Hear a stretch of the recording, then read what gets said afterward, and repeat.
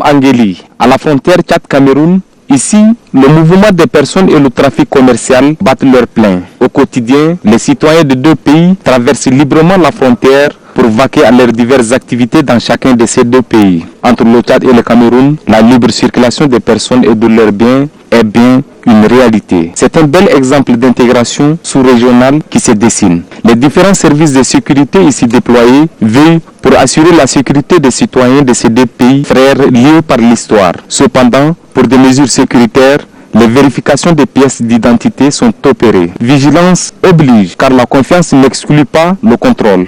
En train de nous vaquer de l'autre côté que le Tchad, depuis que j'ai commencé à faire mes activités auxquelles vous voyez, je n'ai jamais rencontré de difficultés.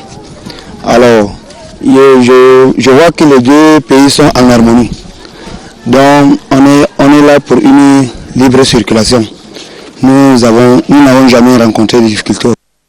Voir la famille, parfois on vient pour envoyer de l'argent à nos proches qui sont aussi au Cameroun. Donc c'est comme ça. Les difficultés qu'on rencontre au niveau des frontières, bon, je vois que c'est pas grave. La sécurité est bonne et puis de l'autre côté là-bas c'est peace. Tout le monde, on surveille tout le monde et puis on voit le carte. Si tu es bon, tu passes, si tu n'es pas bon, tu restes là-bas et puis ainsi de suite quoi. Au-delà de la libre circulation entre le Tchad et le Cameroun, il y a aussi l'intégration qui se matérialise par le lien de mariage. À l'image de Moufou Evelyne, la cinquantaine bien sonnée, elle est de nationalité camerounaise, épouse d'un Tchadien et propriétaire d'une boutique. Ça fait, je crois, 24 ans déjà. Oui, pour le début, c'était un peu difficile, mais quand j'ai épousé un Tchadien, ouais, ça...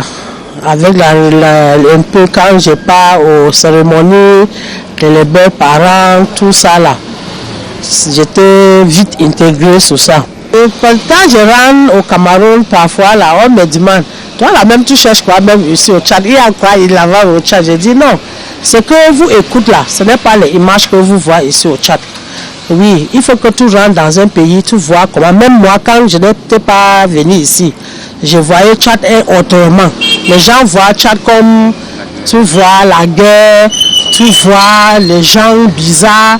Et c'est ça, tout le temps j'ai dit non. Viens d'abord au Tchad, tu vas découvrir Tchad. Et pourtant, Madame Evelyne ne lésine pas sur les mots pour apprécier la solidarité tchadienne. Les Tchadiens sont solidaires pour ça. Ils sont solidaires par rapport chez nous.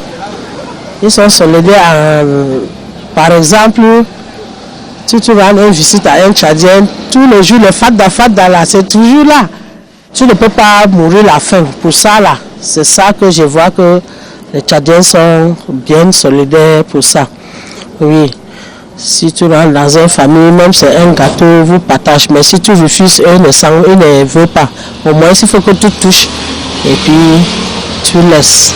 Il ressort de notre constat qu'il est effectivement du souhait de tous que la libre circulation et l'intégration sous-régionale soient effectives et une réalité dans la zone CEMAC. Le prochain sommet des chefs d'État et de gouvernement qui s'ouvre dès demain à Yaoundé au Cameroun serait une nouvelle occasion pour les pays de la zone CEMAC de réaffirmer l'engagement de l'intégration qui, loin d'être un vain mot, est une richesse inestimable et un levier pour l'épanouissement et le développement des 6 pays que compte la zone CEMAC.